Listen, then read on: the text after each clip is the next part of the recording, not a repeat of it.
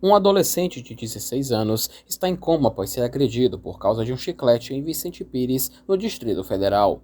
O agressor, o piloto Pedro Arthur Turra, de 19 anos, foi preso após vídeos revelarem a violência da briga.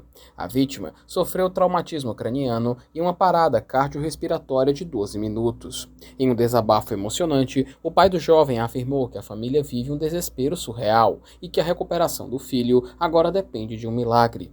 A polícia descobriu que Pedro Turra já era investigado por outros 3 casos de agressão e teria tentado usar as redes sociais para combinar versões com testemunhas. Na casa do piloto, foram apreendidos um soco inglês e uma faca. Ele agora responde por lesão corporal gravíssima e está em uma cela isolada devido a ameaças. Enquanto a justiça avança, o adolescente segue internado em estado grave, respirando com a ajuda de aparelhos. Para mais informações, acesse o portal Povo, se inscreva no canal, link na descrição.